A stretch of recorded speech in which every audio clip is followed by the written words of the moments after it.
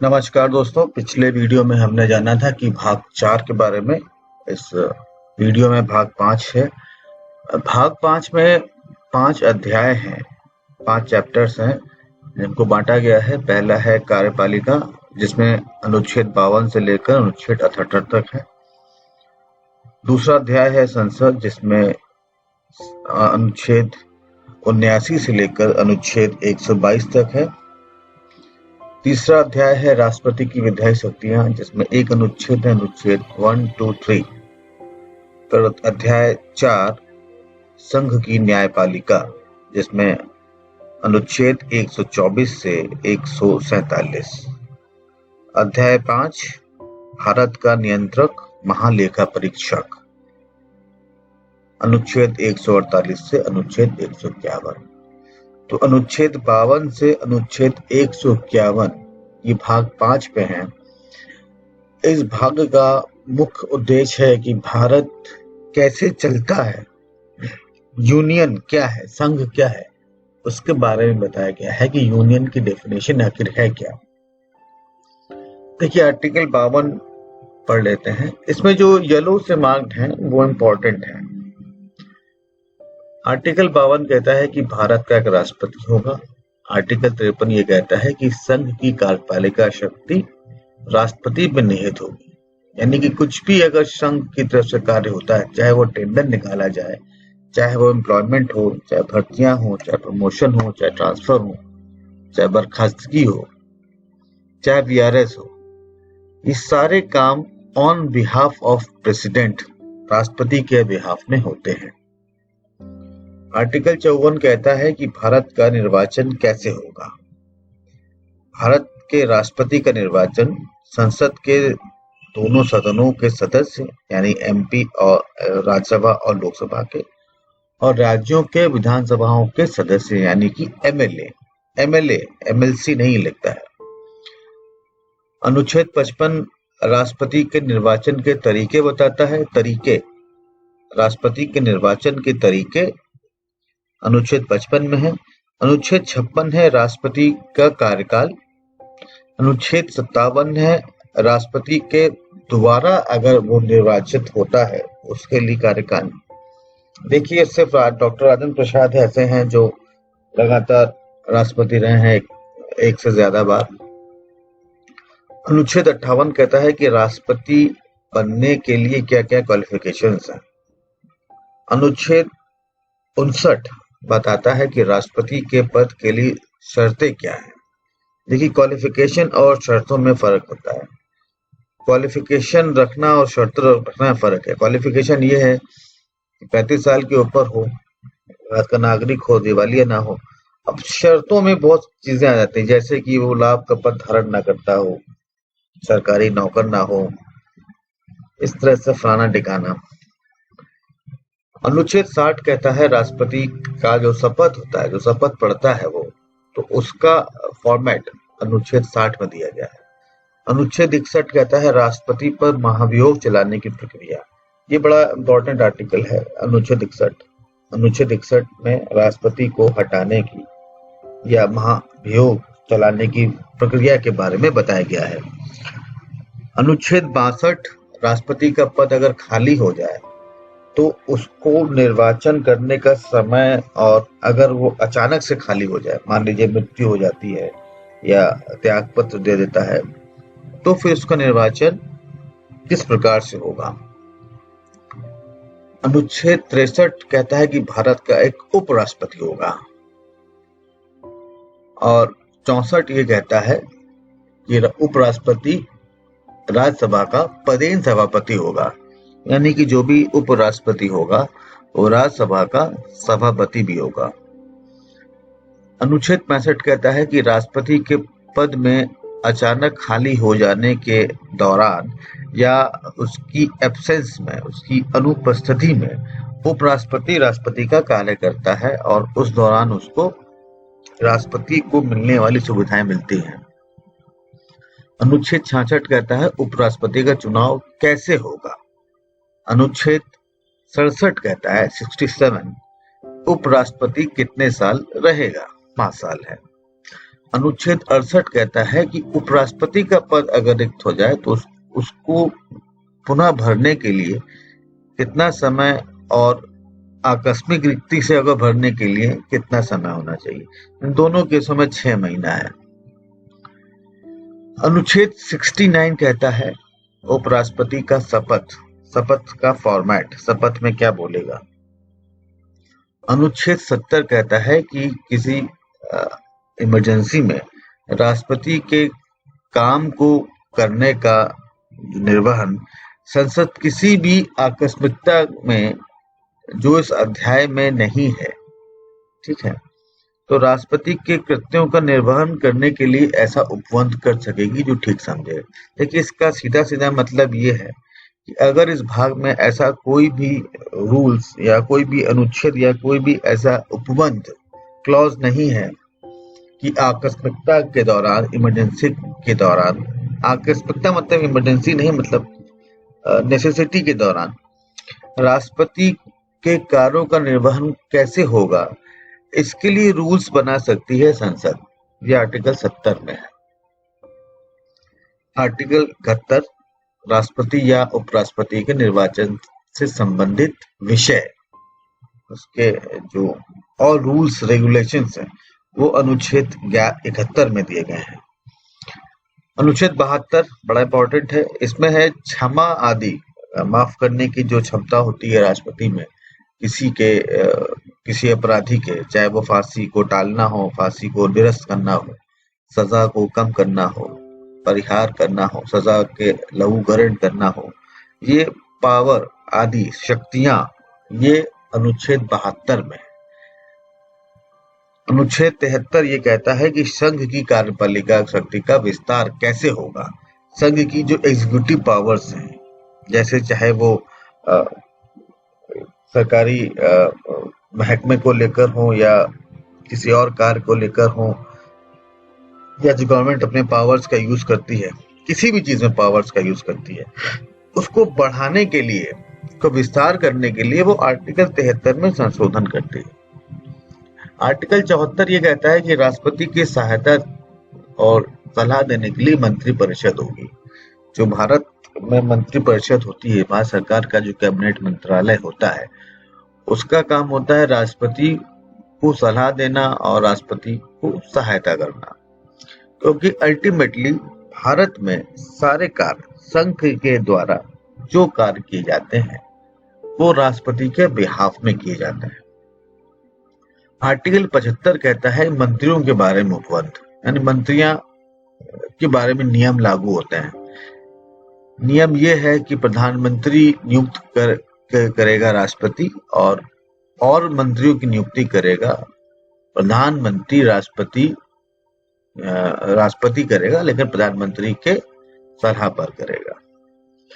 मंत्रिपरिषद और प्रधानमंत्री दोनों को मिला दें अगर, तो कुल संख्या लोकसभा के सदस्यों की संख्या के 15% से अधिक नहीं होनी चाहिए। आर्टिकल 76 कहता है महान्यायवादी, अटॉर्नी जनरल। तो ये आर्टिकल बहुत इंपॉर्टेंट है। इस टाइप के क्वेश्चंस आते हैं कि भारत का महान्यायवादी का होना किस आर्टिकल में दर्ज है, तो आर्टिकल 76 इसका उत्तर होगा। आर्टिकल 77 ये कहता है कि भारत सरकार के कार्य का संचालन कैसे होगा। आर्टिकल 78 कहता है कि राष्ट्रपति को जानकारी देने आदि में प्रधानमंत्री के कार्य क्या है। राष्ट्रपति को जानकारी देनी पड़ती है प्रधानमंत्री को। आर्टिकल 79 ये कहता है कि संसद के गठन में का कैसे होगा। तो इसका ही मतलब है कि एक संसद होगी भारत में, और राष्ट्रपति और दोनों सदन मिलकर एक संसद का निर्माण होगा। तो आर्टिकल 79 का मतलब है भारत में संसद का होना आर्टिकल 79 है। आर्टिकल 80 कहता है राज्यसभा की संरचना कैसे होगी। आर्टिकल 81 कहता है कि लोकसभा की संरचना कैसे होगी। अगर आप उत्तर प्रदेश से हैं तो आपके लिए आर्टिकल 80 याद रखना आसान है, क्योंकि उत्तर प्रदेश में 80 सीटें हैं राज्यसभा की, सॉरी लोकसभा की 80 सीटें हैं, समझ सकता हूं। आर्टिकल 82 कहता है कि प्रत्येक जनगणना के बाद लोकसभा में जो स्थानों के आवंटन होते हैं, है ना, कि जो अभी जो शर्तें हैं 10 लाख पर, तो उसका विभाजन होता है, यानी कि उसका द्वारा से खींचा जाता है कि विधानसभा का क्षेत्र को बदला जाता है। ये जनगणना के बाद किया जाने वाला कार्य है, फिलहाल 2026 तक नहीं होना है। और आर्टिकल 82 में इसी बात का उल्लेख है। आर्टिकल 83 ये कहता है कि सदनों की अवधि क्या होगी, उसकी मतलब उसका पीरियड क्या होगा। आर्टिकल 84 कहता है कि संसद के सदस्य के लिए क्वालिफिकेशंस उसकी क्या होगी। आर्टिकल 84 ये कहता है संसद के सदस्य की क्वालिफिकेशन क्या होगी। जो इम्पोर्टेंट है मैं इसको दोबारा रिपीट कर रहा हूँ। आर्टिकल 85 कहता है कि संसद के सत्र, सत्रावसान और विघटन कैसे होगा। आर्टिकल 85 का मतलब है कि संसद में जो सेशन चलते हैं उनका विघटन करना हो या उनको शुरू करना हो तो किस प्रकार से होगा, उसका नियम आर्टिकल 85 के तहत दिया गया है। आर्टिकल 86 में है कि संसद में अभिभाषण जो राष्ट्रपति देते हैं या संदेश भेजते हैं उसके अधिकार के बारे में दिया गया है। आर्टिकल 87 कहता है कि राष्ट्रपति का विशेष अभिभाषण कैसे होगा। देखिए, विशेष अभिभाषण होता है जब नई सरकार चुन के आती है तो उसके लिए एक विशेष अभिभाषण होता है। आर्टिकल 88 ये कहता है कि सदनों के 12वें मंत्रियों और अटॉर्नी जनरल, महान्यायवादी के अधिकार क्या क्या होंगे। तो प्रत्येक मंत्री और भारत के अटॉर्नी जनरल को यह अधिकार होता है कि वो संसद के किसी भी सदन में, सदनों के किसी संयुक्त बैठक में और संसद की किसी समिति में जिसमें उनका नाम सदस्य के रूप में है, वो चाहे बोले या उस कार्यवाही में भाग लें, लेकिन इस अनुच्छेद के आधार पर वो वोट नहीं दे सकता लेकिन भाग ले सकता है। आपने देखा होगा कि राज्यसभा में भी केंद्रीय मंत्री बोलते हैं, जो कि लोकसभा के सदस्य हैं अधिकतर, फिर भी बोलते हैं क्योंकि ये आर्टिकल 88 कहता है। तो आप जब राज्यसभा चैनल देखें तो उसमें अगर आपको केंद्रीय मंत्री दिख जाए जो लोकसभा सदस्य हैं, मान लीजिए ये आर्टिकल 88 है। आर्टिकल 89 ये कहता है कि राज्यसभा का सभापति और उपसभापति होगा, जिसमें भारत का जो उपराष्ट्रपति होगा वो राज्यसभा का पदेन सभापति होगा। आर्टिकल 90 अनुच्छेद 90 ये कहता है कि उपसभापति का पद खाली होना या उसका पद को त्याग करना या पद से हटाए जाने का तरीका जो है वो आर्टिकल 90 में बताया गया है। आर्टिकल 91 ये कहता है कि सभापति के पद के कर्तव्य का पालन करने या सभापति के रूप में कार्य करने की उपसभापति या अन्य व्यक्ति की शक्ति। मान लीजिए सभापति नहीं है तो सीनियर मोस्ट को उपसभापति बना दिया, उपसभापति का कार्य करने का अधिकार सभापति के रूप में कर सकता है। मान लीजिए कि उपसभापति भी नहीं है तो एक सीनियर मोस्ट को बैठाला जाता है जिसको कार्य करने का अनुभव हो। और जब सभापति, और आर्टिकल 92 ये कहता है कि जब सभापति और उपसभापति पद से हटाने का कोई संकल्प है, मान लीजिए कोई संकल्प विचाराधीन है, कोई इन दोनों को हटाना है, सभापति या उपसभापति को हटाना है, तब वो पीठासीन यानी कि वो उस कुर्सी पर नहीं बैठ सकता। आर्टिकल 93 ये कहता है कि लोकसभा का अध्यक्ष और उपाध्यक्ष होगा। आर्टिकल 94 ये कहता है कि अध्यक्ष और उपाध्यक्ष का पद रिक्त हो जाए या पद त्याग हो जाए या पद से हटाया जाए तो लोकसभा के अध्यक्ष या उपाध्यक्ष के रूप में पद धारण करने वाला सदस्य कौन होगा। मतलब ये है कि आर्टिकल 94 ये कहता है कि अगर अध्यक्ष या उपाध्यक्ष या दोनों का पद खाली हो तो दोनों को हटा दिया जाए, ठीक है, या हटाए जाना हो तो लोकसभा के अध्यक्ष और उपाध्यक्ष के रूप में टेम्परेरी काम कौन करेगा, इसके बारे में आर्टिकल 94 में दिया गया है। आर्टिकल 95 कहता है कि अध्यक्ष के पद के कर्तव्य का पालन करने या अध्यक्ष के रूप में कार्य करने की उपाध्यक्ष की या किसी और व्यक्ति की शक्तियां कैसे होंगी। आर्टिकल 96 कहता है जब अध्यक्ष और उपाध्यक्ष पद को हटाने का कोई संकल्प हो तो पीठासीन नहीं होगा। ऐसा ही सेम आर्टिकल हमने पढ़ा था कि आर्टिकल 92 में ये राज्यसभा के लिए था और इसके बाद हमने इसमें ये पढ़ा 96 में।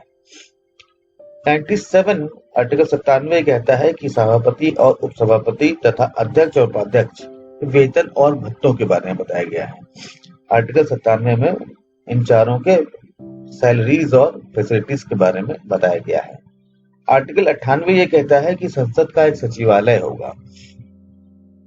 आर्टिकल 99 ये कहता है कि सदस्यों का शपथ या प्रतिज्ञान, मतलब इसका ये मतलब है कि सदस्य शपथ लेंगे अगर वो किसी सदन में जाते हैं। तो अगर कोई सदस्य बिना शपथ ग्रहण करने से पहले, ठीक है, तो अगर वो उसी पर्टिकुलर प्रारूप में जो कि 30वीं अनुसूची में दिया गया है उसके अतिरिक्त उसने अगर शपथ नहीं लिया है तो शपथ हस्ताक्षर करेगा तब जाके बैठेगा। यानी कि 99 का तात्पर्य यह है कि विदाउट टेकिंग ओथ या शपथ के लिए बिना वो इसमें नहीं बैठ सकता। आर्टिकल 100 ये कहता है कि सदनों में जब मतदान होगा तो सीटें खाली होने के बावजूद सदन को कैसे कार्य करना है और कैसे कोरम को पूरा करना है। मान लीजिए कि 40 सदस्य कम है लोकसभा में, मान लीजिए कि 40 रिजाइन दे देते हैं, संसद अगर भंग नहीं हुई है, सरकार के पास बहुमत है, तो सदन कैसे चलेगा इसके बारे में आर्टिकल 100 में दिया गया है। 100। अब आर्टिकल 100 कहता है कि अगर कोई सीट खाली होती है तो कोई व्यक्ति अगर संसद के दोनों सदनों का सदस्य नहीं होगा तो व्यक्ति दोनों सदनों का सदस्य चुन लिया जाता है। मान लीजिए राज्यसभा में है, लोकसभा में चुन लिया जाता है, या लोकसभा में है और राज्यसभा में चुन लिया जाता है, तो संसद के पास एक नियम है कि दोनों में से कोई एक ही कुर्सी वो लेगा और एक दूसरी खाली करेगा। 102 में है सदस्यता के लिए डिस्क्वालिफिकेशन, क्या नहीं होनी चाहिए। तो आर्टिकल 102 में ये कहा जाता है कि क्या नहीं होनी चाहिए, या सदस्यता अगर उसकी है तो उसको हटाए जाने के लिए क्या क्या चीजें हैं। आर्टिकल 103 कहता है कि सदस्यों की निर्हताओं से संबंधित प्रश्नों पर जो निश्चय दिया जाता है, यानी जो प्रश्नों पर जो डिस्कशंस होते हैं उसके बारे में आर्टिकल 103 में दिया गया। आर्टिकल 104 कहता है कि अनुच्छेद 99 के अधीन शपथ लेने या प्रतिज्ञान करने से पहले या क्वालिफाइड होते न हुए भी, मान लीजिए कि कोई एमपी हो गया और उसने शपथ नहीं ली अभी तक, शपथ लेना पड़ता है, एमपी होने के बाद शपथ होता है, शपथ दिलाया जाता है प्रोटेम स्पीकर के द्वारा या सीनियर कोई मेंबर के द्वारा दिलवाया जाता है। तो अगर वो बैठ जाता है, सदन में घुस जाता है, क्योंकि सीटें आवंटित हो जाती हैं, कुर्सियां आवंटित हो जाती हैं, आपका केबिन मिल जाता है, सुविधाएं मिल जाती हैं, लेकिन आपने अगर शपथ नहीं लिया है तो तब तक आप सदन में बैठने के काबिल नहीं माने जाते हैं। और अगर आप जबरदस्ती घुस भी गए, बैठ भी गए, तो आपको पनिशमेंट दिया जाएगा। पनिशमेंट कुछ रुपए के पनिशमेंट्स होते हैं। आर्टिकल 105 कहता है कि सदनों के संसद के जो सदन है और उनके सदस्य हैं या उनकी समितियां हैं या उनके जो स्पेशल पावर्स हैं उनके बारे में आर्टिकल 105 कहा जाता है। अनुच्छेद 106 कहता है सदन जो सदस्य हैं उनके वेतन और भत्तों के बारे में। अनुच्छेद 107 कहता है कि जो विधेयक दोबारा रखे जाते हैं या पारित किए जाते हैं उनके संबंध में नियम। मान लीजिए कोई विधेयक पारित नहीं हुआ या हो गया तो उसके संबंध में कानून जो है वो 107 में है। आर्टिकल 108 ये कहता है कि कुछ दशाओं में दोनों सदनों की संयुक्त बैठक कैसे होगी वो 108 में दिया गया है। आर्टिकल 109 कहता है कि धन विधेयक के संबंध में कौन सी स्पेशल प्रक्रिया होगी। धन विधेयक या वित्त विधेयक, इन दोनों का जो निर्णय है वो लोकसभा अध्यक्ष ही लेता है, दोनों में से कौन सा विधेयक है। अनुच्छेद 110 में धन विधेयक की परिभाषा दी गई है। ये बहुत इंपॉर्टेंट आर्टिकल है, बहुत ही महत्वपूर्ण है। 110 में धन विधेयक की परिभाषा दी गई है। आर्टिकल 111 में विधेयकों पर अनुमति दी उनकी के तरीके दिए गए हैं कि विधेयक को हम अनुमति दें विधेयक को लाया जाए कि ना लाया जाए। आर्टिकल 112 इसको भी पढ़ लीजिए, इसको बजट के बारे में दिया गया है, क्योंकि भारत के संविधान में बजट शब्द का इस्तेमाल नहीं हुआ है, उसकी जगह पे वार्षिक वित्तीय विवरण कहा गया है। तो आर्टिकल 112 में इसके बारे में चर्चा है। आर्टिकल 113 ये कहता है कि संसद में जो एस्टिमेशन होगा, एस्टिमेशन के संबंधित में जो भी प्रक्रियाएं होंगी वो 113 में होंगी। अनुच्छेद 114 कहा जाता है, इसमें विनियोग विधेयक कहा जाता है, एक स्पेशल पावर का विधेयक होता है विनियोग विधेयक, वो कहा जाता है। अनुच्छेद 115 अनुपूरक या अतिरिक्त अनुदान के लिए कैसे होगा उसका नियम कानून, वो अनुच्छेद 115 में दिया गया है।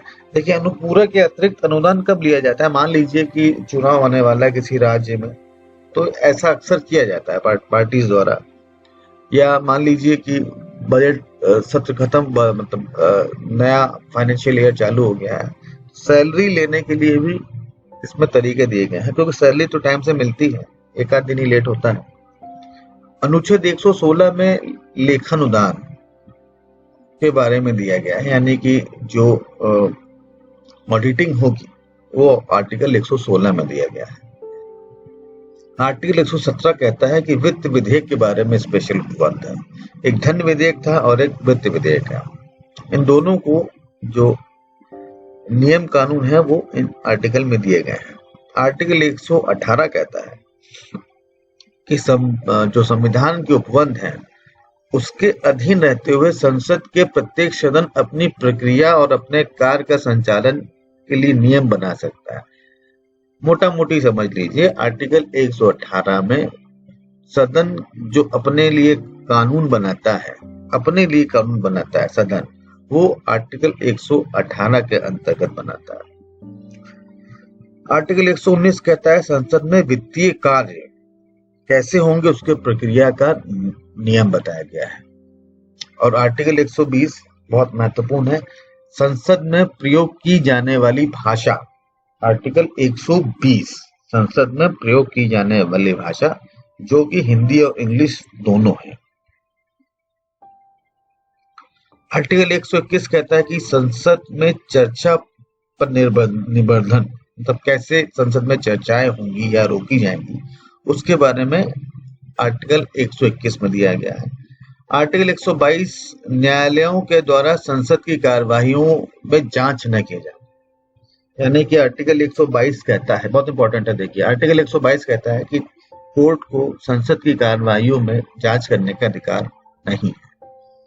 आर्टिकल 123 कहता है 1, 2, 3 कि संसद के जो शांति काल होता है उसमें अगर कोई अध्यादेश जारी करना हो तो राष्ट्रपति की शक्तियां क्या होती हैं। मान लीजिए कि कोई भी सत्र ना चल रहा हो और राष्ट्रपति को या कोई कानून बनाना जरूरी हो भारत सरकार के लिए, तो इस मामले में राष्ट्रपति की शक्ति होती है, वो ऑर्डिनेंस यानी अध्यादेश जारी कर सकता है जो 6 महीने वैलिड रहता है। उसके बाद वो लोकसभा या से पास होना आवश्यक है, तब जाके वो एक्ट बनता है। ऑर्डिनेंस लागू तभी हो जाता है लेकिन 6 महीने के लिए होता है। उसके बाद जब ये सदन से लागू हो जाए, पारित हो जाता है, तो ये एक्ट बन जाता है। आर्टिकल 124 कहता है कि भारत में एक उच्चतम न्यायालय होगा, ठीक है, और 7 या उससे अधिक न्यायाधीश से मिलकर बनेगा। आर्टिकल 124 कहता है कि भारत में सुप्रीम कोर्ट होगा। आर्टिकल 125 कहता है कि न्यायाधीशों के वेतन क्या होंगे। आर्टिकल 126 कहता है कि जो एग्जीक्यूटिव चीफ जस्टिस होंगे वो नियुक्ति कैसे होंगी उनकी। एग्जीक्यूटिव यानी कार्यकारी, यानी कि मान लीजिए कि चीफ जस्टिस ऑफ इंडिया भी है नहीं, या विदेशी दौरे पर है, या नहीं है, या छुट्टी पर है, या कुछ भी है, वो अनुपस्थित है, तो उनकी जगह जो काम करेगा वो कौन होगा, किस श्रेणी का होगा, उसके बारे में आर्टिकल 126 में दिया गया है। आर्टिकल 127 में एडहॉक जजों की नियुक्ति के बारे में बताया गया है। एडहॉक जज वो होते हैं जो रिटायर्ड जज होते हैं और उनको अगर जजों की कमी होती है तो लाया जाता है। वो वैसे ही उनको पावर्स होते हैं जो न्यायाधीश को पावर होते हैं, लेकिन वो एडहॉक होते हैं। आर्टिकल 128 ये कहता है कि सुप्रीम कोर्ट की बैठकों में रिटायर्ड जो जज हैं उनकी उपस्थिति भी हो सकती है अगर उच्चतम न्यायालय के सीजेआई ये महसूस करें कि किसी बैठक में किसी रिटायर्ड जज से परामर्श लिया जा सकता है तो वो उनको बैठक में बुला सकते हैं। आर्टिकल 128 ये कहता है। और आर्टिकल 129 ये बहुत ही इंपॉर्टेंट है, बहुत अति महत्वपूर्ण है। आर्टिकल 129 ये कहता है कि जो सुप्रीम कोर्ट का जो भी अभिलेख होगा, यानी जो भी रिकॉर्ड होगा, मान लीजिए कोई भी उसका जो भी वो ऑर्डर पारित करता है, वो अभिलेख न्यायालय होगा, यानी कि वो सर्वोत्तम होगा, उसको ही मान के दूसरे न्यायालय काम करेंगे। मतलब वो एक पैमाना होगा, एक स्केल होगा, एक स्टैंडर्ड होगा। तो आर्टिकल 129 को बड़ा ध्यान से देखिए। आर्टिकल 130 कहता है कि उच्चतम न्यायालय का स्थान कहाँ होगा। ये दिल्ली, इसका आंसर है दिल्ली।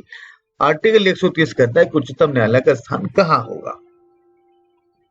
आर्टिकल 131 ये कहता है कि उच्चतम न्यायालय की आरंभिक आधिकारिता क्या होगी, यानी उसका पावर क्या होगा, उसका पूरे देश में पावर होगा, उसका किसी मुद्दे में पावर होगा, उसका संसद में किसी नियम में पावर होगा। तो ये सब पावर, उसकी जो अधिकारिता है, उसके बारे में आर्टिकल 131 में दिया गया है। आर्टिकल 132 कहता है कि कुछ मामले में जो हाई कोर्ट से जो अपीलें आती हैं, ठीक है, उसको हम उच्चतम न्यायालय में अपील कर सकते हैं।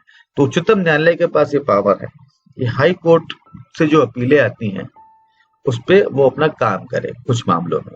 आर्टिकल 133 कहता है कि जो हाई कोर्ट्स होते हैं, उच्च न्यायालय होते हैं, सिविल विषयों से संबंधित अपीलों में उच्चतम न्यायालय की अपील अधिकारिता उसके बारे में। सिविल विषय में जो भी उच्च न्यायालय का जो भी अपील होती है सिविल मामले में, ठीक है, वो उच्चतम न्यायालय की अधिकारिता क्षेत्र में आता है, यानी उच्चतम न्यायालय उस अपील पे अपना जजमेंट दे सकता है। कुल मिला के उच्चतम न्यायालय इज द मोस्ट पावरफुल।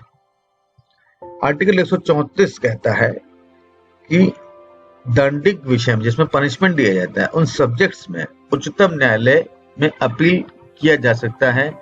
कैसे किया जा सकता है, उसकी अधिकारिता के बारे में दिया गया है। मान लीजिए किसी इंसान को, किसी मनुष्य को, किसी कल्प्रिट को उच्च न्यायालय ने सजा दी है, तो उस पे अपील करने का अधिकार उसको उच्चतम न्यायालय में होता है। किस केस में होता है, किस केस में नहीं होता है, इसके बारे में आर्टिकल 134 बताता है।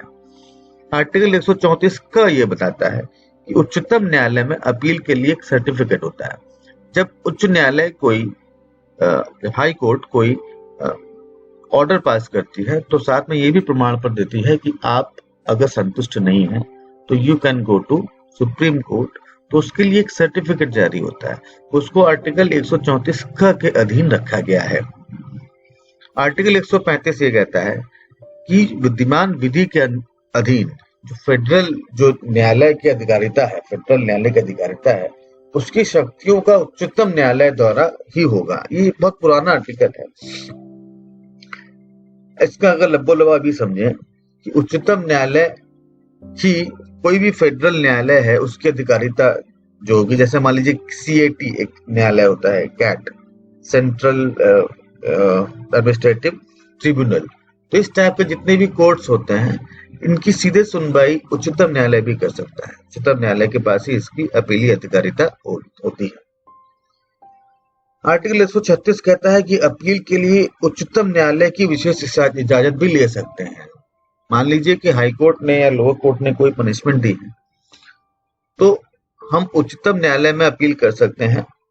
उसके लिए एक स्पेशल परमिशन दी जाती है, तो परमिशन भी हम ले सकते हैं। 134 क में ये था कि वो खुद ही दे देती है। 136 में यह है अगर वो नहीं देती है तो आप सुप्रीम कोर्ट से भी ले सकते हैं। आर्टिकल 137 ये कहता है कि उच्चतम न्यायालय अगर कोई निर्णय सुनाता है तो वो खुद ही उसका फिर से पुनर्अवलोकन कर सकता है, मतलब वो दोबारा उसको रीइवैल्यूएट कर सकता है, यानी उसको चेंज कर सकता है, उसको मॉडिफाई कर सकता है, उसको घटा बढ़ा सकता है। ठीक है, तो ये आर्टिकल 145 में दिया गया है कि आर्टिकल 145 के अधीन कुछ नियम है, वो रहते हुए आर्टिकल 145 में हम आते हैं आगे 137 पे कुल मिला के ये मामला है, ये लबोलबाब है कि उच्चतम न्यायालय अपने सुनाए गए निर्णयों को बदल सकता है। आर्टिकल 138 ये कहता है कि उच्चतम न्यायालय की अधिकारिता में वृद्धि कैसे होगी। उसका ये तरीका पूरा आर्टिकल 148 में दिया गया है। देखिए, जो भी अधिकारिता होगी, अतिरिक्त शक्तियां होंगी, वो संसद विधि द्वारा प्रदान करेगी, संसद ही देगी। खुद सुप्रीम कोर्ट नहीं बना सकती कि चलो हटाओ, मैं पीएम को हटा देता हूं, मैं पीएम बन जाता हूं। ये सब नहीं चलेगा। सुप्रीम कोर्ट को अलग से एडिशनल पावर्स जो भी होती है वो संसद ही देती है। आर्टिकल 139 बहुत इंपॉर्टेंट है। कुछ रिट निकालने की शक्तियां जो है उच्चतम न्यायालय के पास है। रिट निकालती है ना, रिट निकालने की शक्तियां जो है उच्चतम न्यायालय के पास है। आर्टिकल 140 कहता है कि उच्चतम न्यायालय की जो शक्तियां हैं संसद विधि द्वारा बनाएगा। उच्चतम न्यायालय की कोई भी ऐसी कॉम्प्लीमेंट्री शक्तियां प्रदान करने के लिए संसद उपबंध या नियम बना सकती हैं। संविधान के नियम के अनुसार होना चाहिए, उसके विपरीत नहीं होना चाहिए। उस न्यायालय को संविधान के द्वारा दिए गए पावर्स को प्रभावी रूप से यूज करने के लिए आवश्यक और वांछनीय प्रतीत हो। इस मामले में अगर उच्चतम न्यायालय की कोई शक्ति अगर दी जाती है तो इस आर्टिकल ऐसे दी जाती है कि वो संविधान के किसी उपबंध का उल्लंघन ना करता हो, संगत ना हो, और वो पावर संसद उच्चतम न्यायालय को दे सकती है। आर्टिकल 141 ये कहता है उच्चतम न्यायालय द्वारा घोषित सभी न्यायालयों का पर आबद्ध होना है। उच्चतम न्यायालय ने अगर कोई रूल बना दिया है तो सभी न्यायालयों पर वो बाउंड होगा, वो करना ही पड़ेगा। आर्टिकल 142 कहता है कि उच्चतम न्यायालय की जो डिक्रियां हैं, जो आदेश हैं, उसको इन्फोर्समेंट करने के बारे में, उसको लागू करने के जो नियम हैं, कानून हैं, वो 142 में दिए गए हैं। आर्टिकल 143 कहता है कि राष्ट्रपति के पास पावर होता है कि वो उच्चतम न्यायालय से परामर्श कर सके किसी विषय पर। आर्टिकल 144 कहता है कि सिविल और न्यायिक प्राधिकारी, जो अधिकारी होते हैं, सिविल और न्यायिक प्राधिकारियों द्वारा उच्चतम न्यायालय की सहायता में कार्य करना पड़ेगा। अगर उच्चतम न्यायालय को जरूरत हो कि कोई सिविल सर्वेंट या कोई जुडिशियल ऑफिसर्स उसकी हेल्प करे तो हेल्प किया जाना होगा। ये भारत के सभी क्षेत्रों में लागू है। आर्टिकल 145 ये कहता क्या है, इसमें न्यायालय के नियम है, नियम कानून है, और इसी नियम कानून के अंतर्गत आर्टिकल 137 है जो ये बताती है कि उच्चतम न्यायालय को अपने किसी दिए आदेश को रीएवैल्यूएट करने की शक्तियां हैं अंडर 145 आर्टिकल। आर्टिकल 146 कहता है कि उच्चतम न्यायालय के अधिकारी और सेवक और उनके खर्चे के बारे में दिया गया है। आर्टिकल 147 ये हट चुका है, हटा दिया गया है। आर्टिकल 148 ये कहता है कि भारत में नियंत्रक होगा, कंट्रोलर ऑडिटर जनरल होगा।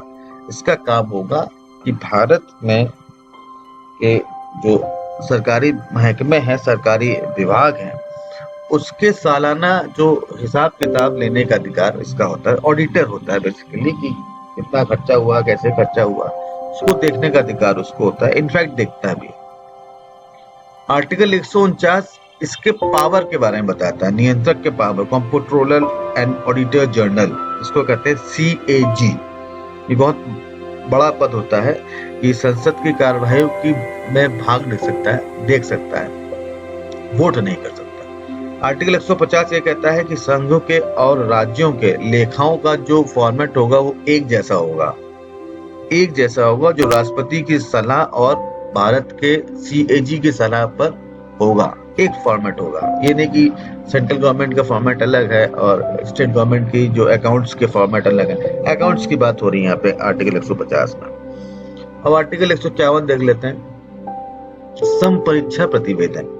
इसका मतलब है कि भारत का जो नियंत्रक यानी भारत का जो CAG होगा वो संघ के यानी यूनियन के यानी कि गवर्नमेंट के अकाउंट संबंधी सभी प्रतिवेदन, मतलब रिप्रेजेंटेशन, एक आवेदन होता है एप्लीकेशन, और एक होता है प्रतिवेदन, मतलब दोबारा से उसको देखने की, ऑडिट कराने की एक जो क्षमताओं के बारे में है वो आर्टिकल 151 के में है। और इन सबको रिपोर्ट प्रस्तुत की जाती है अल्टीमेटली राष्ट्रपति के पास, जो संसद के प्रत्येक सदन के समक्ष रखवाया जाता है। यानी कि सीएजी सभी प्रतिवेदनों का निपटारा करके राष्ट्रपति के समक्ष रखा जाता है और राष्ट्रपति फिर उसको प्रत्येक सदन के सामने रखवाता है। तो ये थे हमारे भाग 5। बहुत बड़ा भाग है, इसको 3-4 बार कम से कम सुनेंगे तो क्लियर होगा। अगले भाग में हम भाग 6 पर चर्चा करेंगे। धन्यवाद।